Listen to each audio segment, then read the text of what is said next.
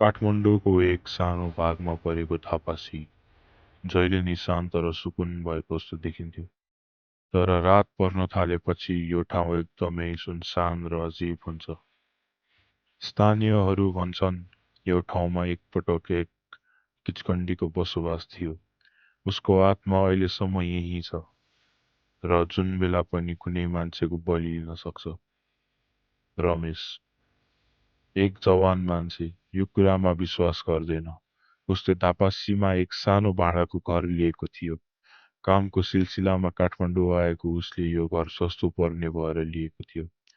तर पहिलो रातदेखि नै उसको घरमा अनौठो घटनाहरू हुन थाल्छ। पहिलो रात रमेश भर्खरै सरेको हुनाले ऊ थाकेर छिट्टी निदाएको हुन्छ। मध्यरातको केवल 2:30 उसलाई निन्द्राले छोड्छ। उसको शरीर भारी भइरहेको जस्तो उसलाई महसुस हुन्छ। उसले जसो तसो गरेर आफ्नो आँखा खोलेर वरिपरि हेर्दा उसले केही पनि देख्दैन। ऊ उठ्न खोज्छ तर उसको छातीमा कुनै भारी सामान वा कुनै मानिसले थिचेको जस्तो उसलाई महसुस हुन्छ।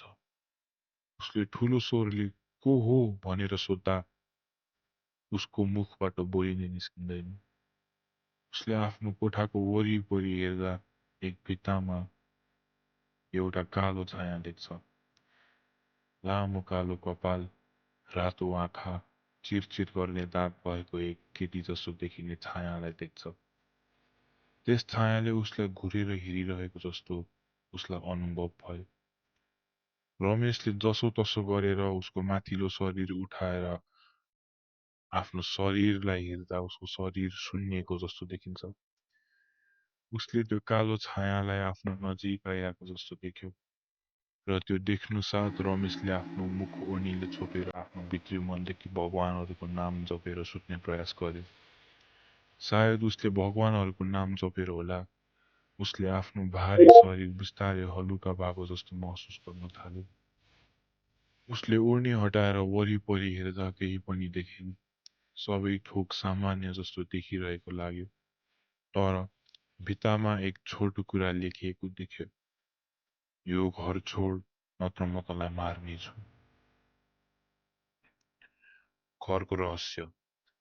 भोलिपल्ट रमेशले घरको मालिकसँग कुरा गर्छ।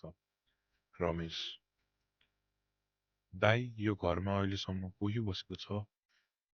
मालिक लामो सास फेर्दै, भाइ यो घर सबैलाई जुराउँछ भन्ने छैन।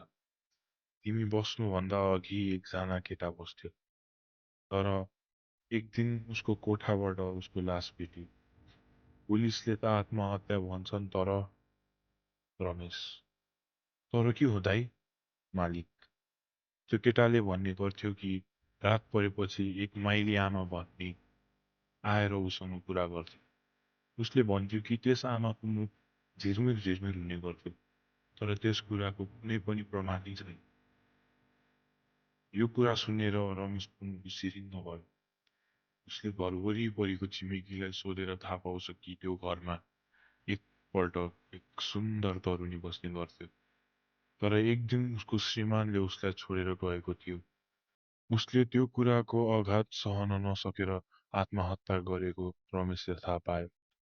मर्न अघि त्यस महिलाले त्यस घरलाई सरापेको थियो रे कि म कसैलाई नि यो घरमा बस्न दिने छैन, जो बस्छ त्यसलाई तडपाएर राख्नेछु। अन्तिम रात। त्यो रात रमेशले एकदमै भयानक सपना देख्छ।